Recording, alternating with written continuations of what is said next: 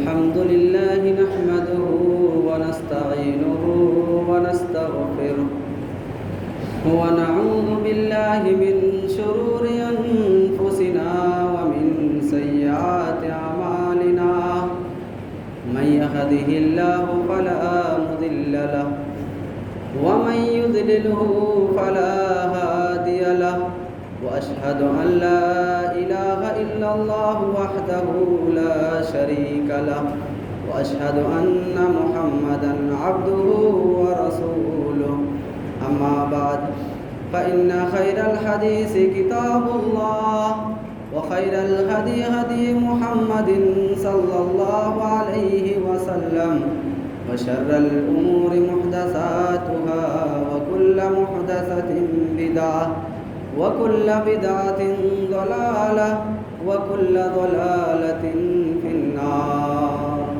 أعوذ بالله من الشيطان الرجيم.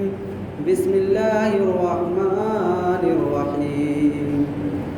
يا أيها الذين آمنوا اتقوا الله حق تقاته ولا تموتن إلا وأنتم مسلمون.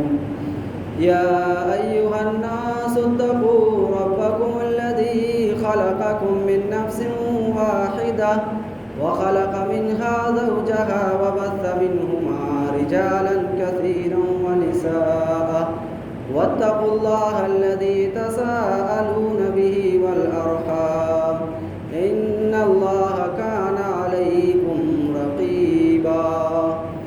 يا أيها الذين آمنوا اتقوا الله وقولوا قولا سديدا يصلح لكم أعمالكم ويغفر لكم ذنوبكم ومن يطع الله ورسوله فقد فاز فوزا عظيما. وقال الله تبارك وتعالى في موضع آخر: ألم تر إلى الذين يزكون أنفسهم بل الله يزكي من يشاء ولا يظلمون فتیلا. حاضرین جمعہ، معزز سامعین، ہر قسم کی تعریف و کبریائی اس وحدہ لا شریک خالق کائنات مالک ارض و سما کے لیے لائق و زیبا ہے، جس نے ہم انسانوں کو پیدا کیا. بعدہ درود و سلام نازل ہو اس ذات مبارکہ مقدسہ پر جن کا نام نامی اسم گرامی جناب محمد الرسول اللہ صلی اللہ علیہ وسلم. ابھی خطبہ مسنونہ کے بعد سورۃ النساء کی ایک آیت آپ کے سامنے تلاوت کی گئی. اس آیت مبارکہ میں اللہ رب العزت نے اپنے پیارے پیغمبر جناب محمد الرسول اللہ صلی اللہ علیہ وسلم کو مخاطب کر کے فرمایا: الم تر الی الذین یزکون انفسکم، اے میرے پیارے پیغمبر، کیا آپ نے ان لوگوں کو نہیں دیکھا جو اپنی پاکی خود بیان کرتے ہیں؟ بل اللہ یزکی من یشاء، جبکہ رب العالمین تو وہ ہے جسے چاہتا ہے پاک کر دیتا ہے، جسے چاہتا ہے فضیلت عطا کر دیتا ہے. ولا یظلمون فتیلا، اور رب العالمین کے پاس کسی انسان کے ساتھ ذرہ برابر بھی ظلم نہیں کیا جائے گا۔ اس آیت کریمہ کا مطلب اور اس کی تفسیر کیا ہے؟ مفسرین کرام نے اس کے مطلب اور تفسیر کو بیان کرتے ہوئے فرمایا کہ یہ آیت کریمہ دراصل اہل کتاب کے بارے میں نازل ہوئی۔ اہل کتاب اپنی تعریف خود بیان کرتے تھے، اپنی پاکیزگی خود لوگوں کے سامنے بیان کرتے تھے، اور اپنے فیصلے کا انجام بھی خود ہی کیا کرتے تھے۔ تو اللہ تبارک و تعالیٰ نے ان اہل کتاب کے عمل اور صفت کی نکیر کرتے ہوئے پیارے نبی کو مخاطب ہو کے فرمایا، اے میرے پیغمبر، کیا تم نے ایسے لوگوں کو نہیں دیکھا جو اپنی تعریف خود بیان کرتے ہیں، اپنی پاکی خود بیان کرتے ہیں اور کہتے ہیں نحن ابناء اللہ، ہم اللہ کے بیٹے ہیں، وَأَحِبَّاءُ، ہم اللہ کے چہیتے ہیں، لن تمسنا النار الا ایاما معدودہ۔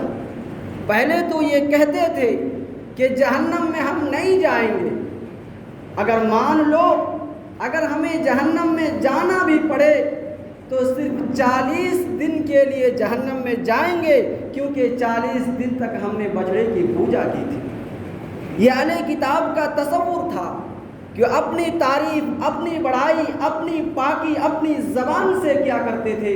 تو اللہ تبارک و تعالیٰ کو یہ صفت، یہ عادت پسند نہیں آیا، اور اپنے پیارے پیغمبر کو حکم دیتے یہ فرمایا، اے میرے پیارے پیغمبر، کیا آپ نے ایسے لوگوں کو نہیں دیکھا جو اپنی پاکی، اپنی بڑائی، اپنی تعریف اپنی زبان سے خود کرتے ہیں؟ یہ اسلام کے اندر اس کی گنجائش نہیں ہے۔ اس آیت سے ایک صفت، ایک چیز یہ معلوم ہوئی کہ اگر کوئی شخص اپنی تعریف اپنی زبان سے کرتا ہے، اپنی پاکی اپنی زبان سے بیان کرتا ہے، اپنے کسی خوبی کو اپنی زبان سے بیان کرتا ہے، اسلام کے اندر اس کی کوئی گنجائش نہیں۔ اور آج خطبہ جمعہ کا عنوان یہی ہوگا کہ اپنی تعریف سے بچو، اپنی پاکی اپنی بڑائی بیان کرنے سے بچو۔ اگر کوئی شخص، کوئی مسلمان ہے، کوئی اہل ایمان ہے، اپنی پاکی کو اپنی زبان سے بیان کرتا ہے، یہ رب العالمین کو ہرگز پسند نہیں ہوتا ہے۔ آپ دیندار ہیں، آپ صحیح ہیں، دنیا آپ کی تعریف کرے گی، آپ کو اختیار نہیں ہے کہ آپ اپنی تعریف اپنی زبان سے کریں۔ اللہ نے فرمایا فَلَا تُزَكُّوا أَنفُسَكُمْ، اے لوگو تم اپنی تعریف اپنی بڑائی اپنی زبان سے نہ کیا کرو۔ کیوں؟ هُوَ أَعْلَمُ بِمَنِ اتَّقَىٰ، کون تم میں سے متقی ہے، کون دیندار ہے، کون واقعی پرہیزگار ہے؟ یہ رب العالمین تمہیں اس وقت سے جانتا ہے جب تم زمین کا حصہ ہوا کرتے تھے، جب تم مٹی کا حصہ ہوا کرتے تھے، اور کب سے جانتے ہیں؟ اذ انتم اجنۃ فی بطون امہاتکم، وہ رب العالمین تو تمہیں اس وقت سے جانتا ہے جب تم ایک بچے کی شکل میں اپنے ماؤں کے پیٹ میں تھا، تم اس کے سامنے اپنی پاکی اپنی تعریف اپنی بڑائی بیان کرتے ہو۔ رب العالمین کی یہ ادا پسند نہیں ہے، ہرگز یہ پسند نہیں ہو سکتا ہے۔ جب شریعت کو یہ پسند نہیں کہ ہم اپنی تعریف، ہم کسی کی تعریف اس کے منہ کے سامنے کریں، کوئی شخص میری تعریف میرے سامنے کرے، شریعت کہتی ہے تعریف کرنے والے کے منہ میں مٹی ڈال دو۔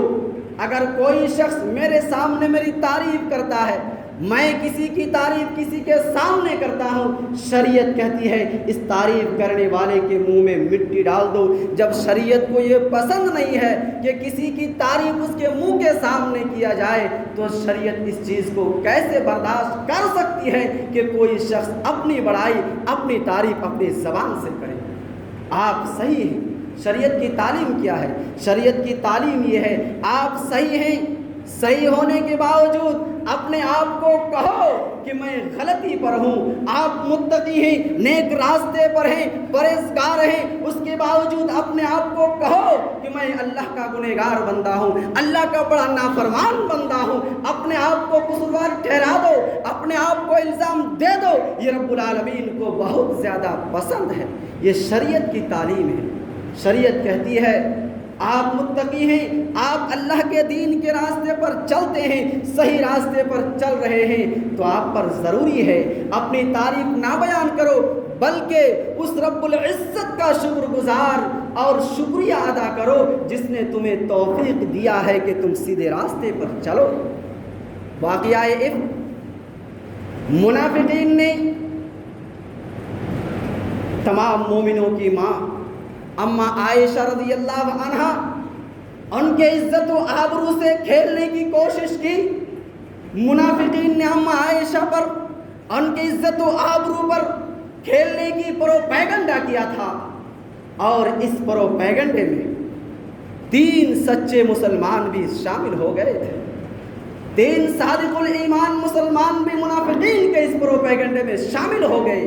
وہ بھی کہنے لگے، وہ بھی اس بات کے قائل ہو گئے کہ اماں عائشہ غلطی پر ہیں، اماں عائشہ پر جو الزام لگا وہ صحیح ہے۔ 3 سچے پکے مسلمان شریک ہوئے تھے، لیکن اس کے علاوہ مدینہ کا پورا معاشرہ، مسلمان کا پورا معاشرہ اس الزام سے محفوظ تھا۔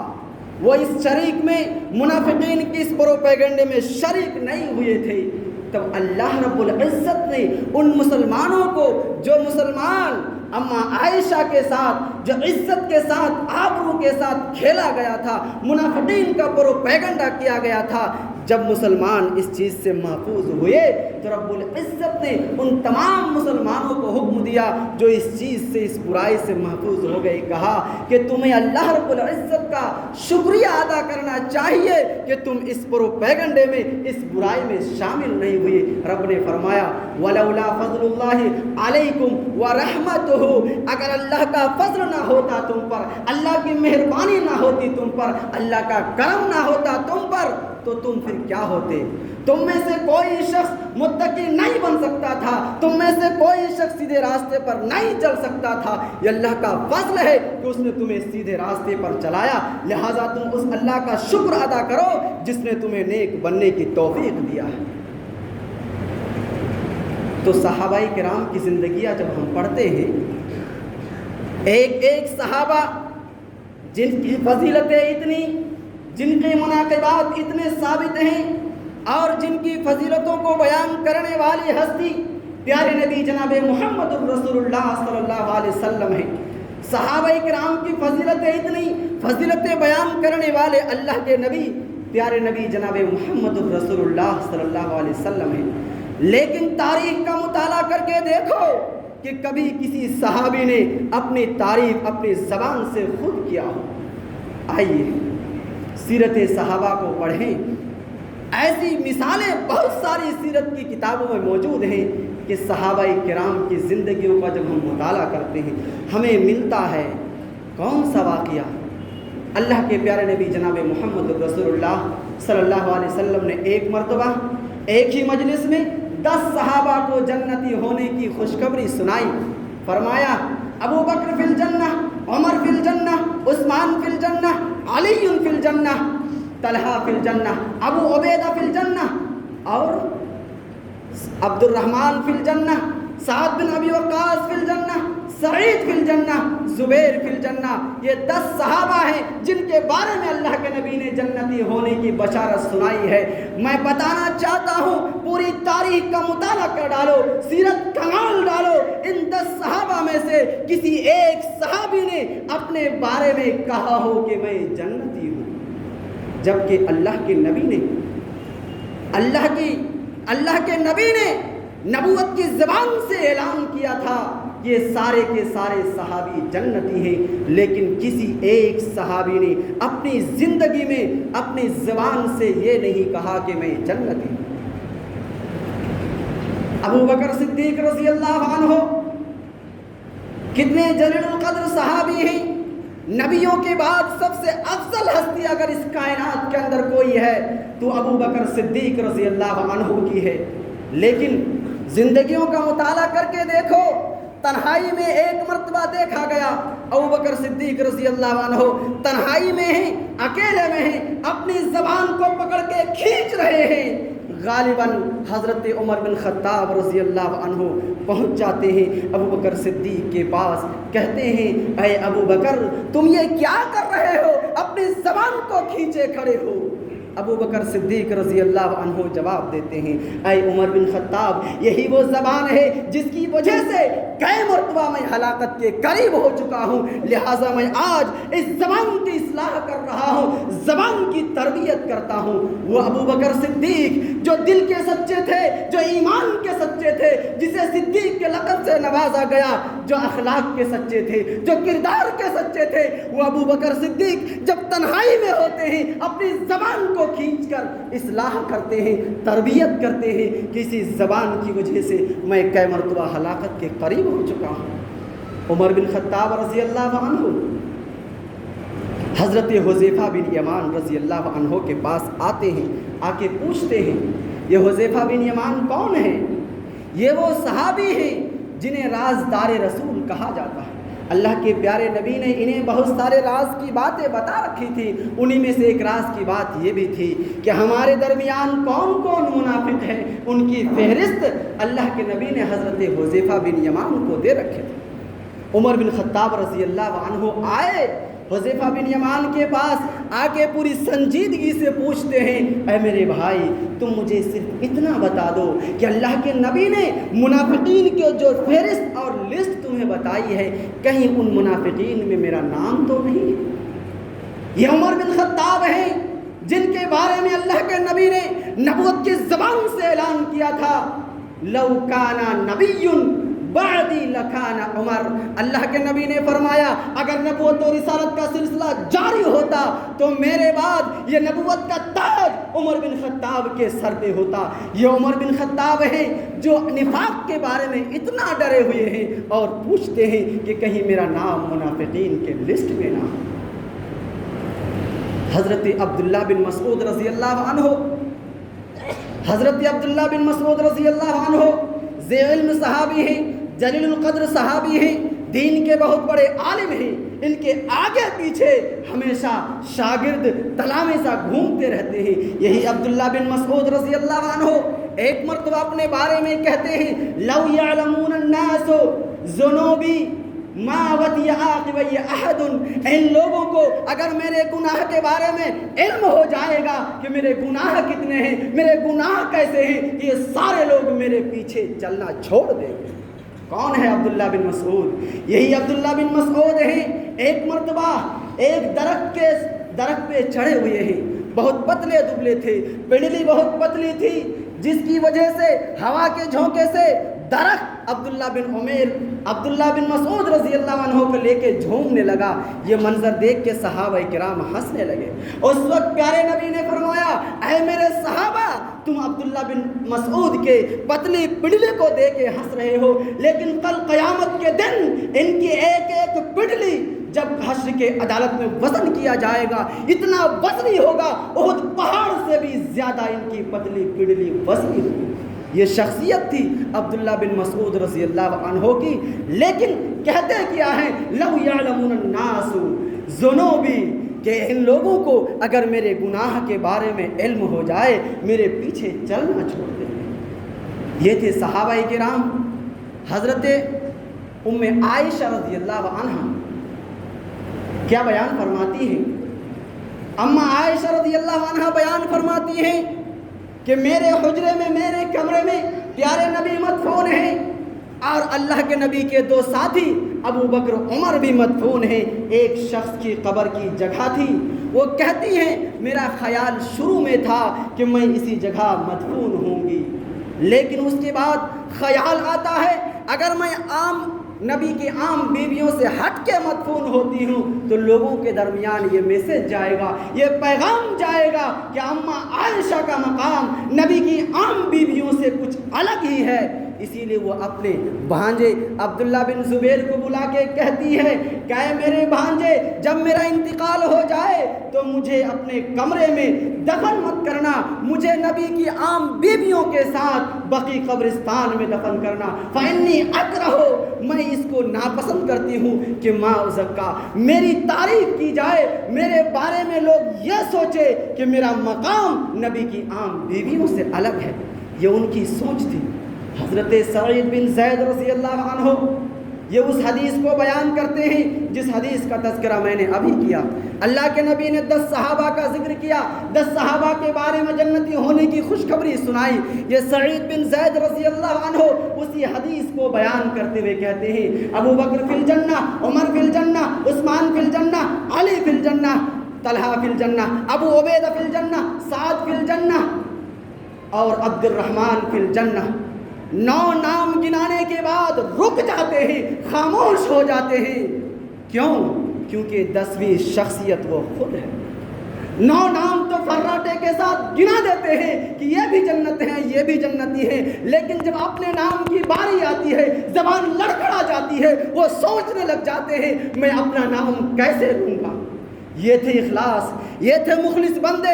جب تک یہ زمین پر تھے، ان کی نگاہیں جب آسمان پر اٹھتی تھی، رب العالمین کی طرف سے مدد کا نزول ہو جاتا تھا، لیکن جیسے جیسے یہ مخلصین ختم ہوتے گئے، یہ اخلاص مٹ گیا، تو اللہ کی قسم اسی وقت سے اس زمین کے اندر اللہ کی طرف سے رحمتوں کا نزول آنا بند ہو گیا ہے۔ یہ صحابہ کرام تھے جنہوں نے کبھی اپنی زبان سے اپنی تعریف خود نہیں بیان کی، اپنی پاکی خود نہیں بیان کی ہے۔ یحییٰ بن معین ایک بہت بڑے تابعی ہیں، وہ بیان کرتے ہیں کہ میں احمد بن حنبل کے ساتھ 50 سال زندگی گزارا ہوں، ان کی صحبت میں 50 سال تک رہا ہوں، اور ان 50 سالہ زندگی میں کبھی میں نے امام احمد بن حنبل کو یہ نہیں کہتے ہوئے سنا کہ کبھی انہوں نے اپنی تعریف بیان کی ہو، اپنی کوئی خوبی بیان کی ہو، اپنا کوئی باقی بیان کیا ہو۔ 50 سالہ زندگی ہے۔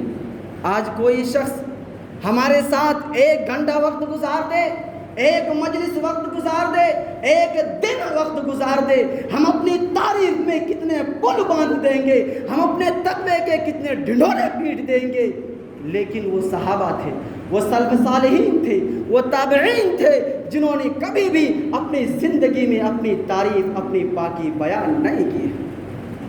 ہاں، کچھ مقام ایسے ہیں، کچھ موقع ایسے ہیں جن مقامات پر، جن موقعوں پر شریعت نے کبھی کبھی اپنی پاکی، اپنی تعریف بیان کرنے کی گنجائش رکھی ہے، لیکن شرط یہ ہے کہ کبر نہ ہو، غرور نہ ہو، انانیت نہ ہو، تب جا کر کے آپ اپنی تعریف بیان کر سکتے ہیں۔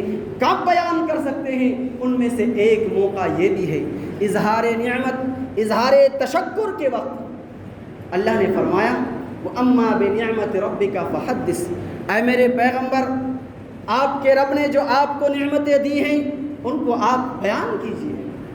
اظہار تشکر کے طور پر کبھی کبھی اپنی بڑائی کو، اپنی تعریف اپنی زبان سے کر سکتے ہیں، جیسا کہ حضرت داؤد علیہ السلام اور حضرت سلیمان علیہ السلام نے کیا ہے۔ اللہ تبارک و تعالیٰ نے حضرت داؤد اور حضرت سلیمان علیہ السلام کو نبوت سے نوازا تھا، حکومت دیا تھا، علم و فنون عطا کیے تھے، اتنے ساری نعمتیں اللہ تبارک و تعالیٰ نے حضرت داؤد اور حضرت سلیمان کو عطا کیا۔ قرآن نے فرمایا وَلَقَدْ آتَيْنَا دَاؤُدَ وَسُلَيْمَانَ علما، کہ ہم نے داؤد کو اور سلیمان کو علم و فنون عطا کیے۔ جب یہ ساری نعمتیں عطا کی تو انہوں نے اپنی زبان سے کہا قال الحمد للہ الذی فضلنی علی کثیر من عبادہ المؤمنین، کہ اللہ رب العالمین کی تمام تعریفیں ہیں جس نے ہمیں اپنے مومن بندوں سے زیادہ فضیلتیں عطا کی ہیں۔ یہاں پر داؤد علیہ السلام اور سلیمان علیہ السلام نے اپنے العالمین نے ہمیں اپنے تمام مومن بندوں سے افضلیت عطا کیا ہے۔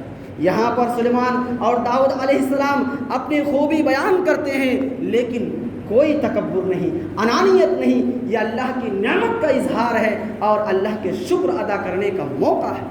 اسی طرح ہم اپنی تعریف کب بیان کر سکتے ہیں؟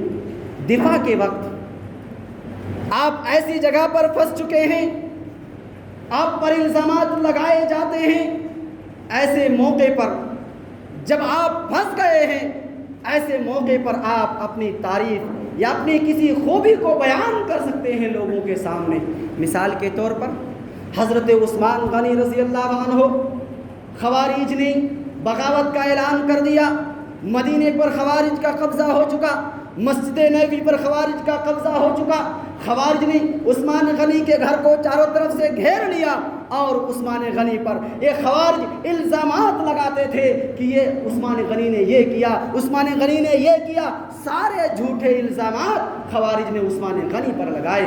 اس وقت حضرت عثمان غنی نے اپنے عزت کے دفاع کے لیے سارے لوگوں کو مخاطب ہو کے فرمایا، اے لوگوں، میں تمہیں جو بات بتاتا ہوں ذرا تم مجھے اس کا جواب دینا۔ یاد کرو اس وقت کو کہ جنگ تبوک کے موقع پر، غزوہ تبوک کے موقع پر اللہ کے نبی نے اعلان کیا تھا کہ آج مسلمانوں پر خرچ کرنے کا موقع ہے، جو بھی شخص من جہز جیش العسرۃ فلہ الجنہ، اللہ کے نبی نے اعلان کیا آج مسلمانوں پر خرچ کرنے کا موقع ہے، جو بھی شخص مسلمانوں کے لیے خرچ کرے گا اس کے لیے جنت ہے۔ اے لوگوں بتاؤ، کیا میں نے اس وقت اپنے مال و دولت کا خزانہ نہیں کھول دیا تھا اور اس وقت اللہ کے نبی نے مجھے جنتی ہونے کی بشارت نہیں سنائی تھی؟ بتاؤ معلوم ہے کہ نہیں؟ اسی طرح مدینے سے آئے، مکہ سے مدینہ آئے تھے، مسلمانوں کے لیے پانی پینے کی پریشانی تھی، پانی پینے کے لالے پڑ گئے تھے، مسلمان ترس رہے تھے پانی پینے کے لیے۔ اس وقت اللہ کے نبی نے اعلان کیا کہ مسلمان پانی پینے کے لیے پریشان ہے، اگر کوئی شخص مسلمانوں کے لیے پانی پینے کا انتظام کر دے اس کے لیے جنت ہے۔ تو اے لوگوں بتاؤ، کیا اس وقت میں نے اپنے پیسے سے بیر روما کو خرید کر تمام مسلمان نہیں کر دیا تھا؟ یہاں اللہ حضرت عثمان غنی نے اپنی تعریف، اپنی پاکی بیان کیا، کس مقصد سے؟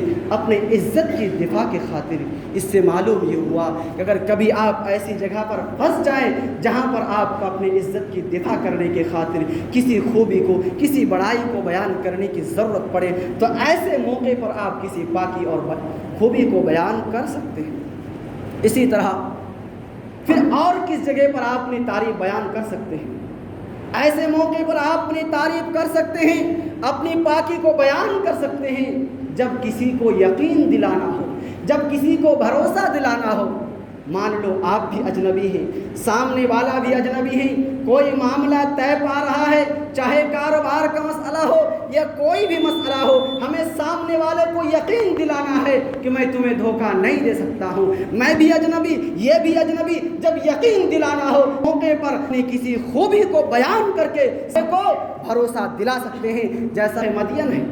حضرت موسیٰ علیہ السلام اور شیخ مدین کی گفتگو کو رب العالمین نے قرآن کریم کے 20ویں پارے میں ذکر کیا۔ مختصر یہ ہے کہ حضرت موسیٰ علیہ السلام شیخ مدین کے گھر پہنچ گئے ہیں، بات چیت ہو رہی ہے، گفتگو ہو رہی ہے، شیخ مدین بھی اجنبی ہے، موسیٰ علیہ السلام داماد بننے جا رہے ہیں اور شیخ مدین موسیٰ علیہ السلام کو کہتے ہیں کہ میں اپنی ایک بیٹی کا نکاح آپ کے سپرد کروں گا، نکاح کر دوں گا، اور اس کا واجبی مہر یہ ہے کہ تمہیں 8 سال تک میرے گھر کی خدمت کرنی ہوگی اور میری خدمت کرنی ہوگی، بکریاں چرانی ہوگی، بہرحال 8 سال تک تمہیں خدمت کرنی ہوگی، اور اگر 2 سال اور پورا کر کے 10 سال پورا کرتے ہو یہ تمہاری طرف سے احسان ہوگا۔ اور اس کے آگے مدین کہتے ہیں ستجدنی انشاءاللہ من الصالحین۔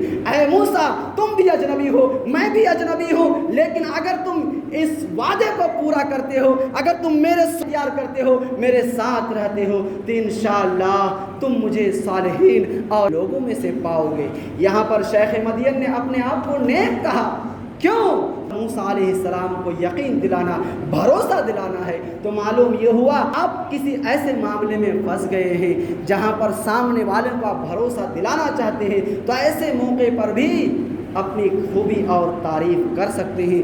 شرط یہ ہے کہ اس میں غرور، تکبر، انانیت نہیں ہونی چاہیے۔ رب العزت سے دعا ہے کہ رب العالمین ہم تمام مسلمانوں کو دین اسلام پر چلنے کی توفیق عطا فرمائیں، اور آج کے خطبے میں جو باتیں بتلائی گئی ہیں اس پر عمل کرنے کی توفیق عطا فرمائیں۔ اقول قولی ھذا استغفر اللہ لی ولکم ولجمیع المسلمین فاستغفروہ انہ ھو الغفور الرحیم۔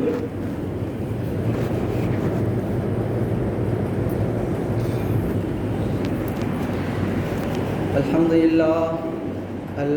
لله نحمده ونستعينه ونستغفره ونعوذ بالله من شرور أنفسنا ومن سيئات أعمالنا من يهده الله فلا مضل له ومن يضلله فلا هادي له أن لا إله إلا الله وحده لا شريك له وأشهد أن محمدا عبده ورسوله أما بعد فإن خير الحديث كتاب الله وخير الهدي هدي محمد صلى الله عليه وسلم وشر الأمور محدثاتها وكل محدثة بدعة وكل بدعة ضلالة وكل ضلالة في النار.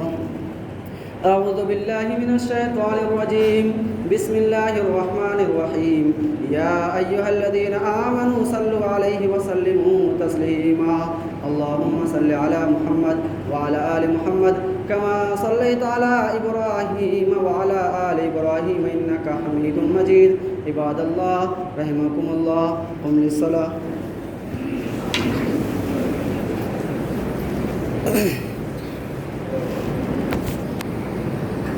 اللہ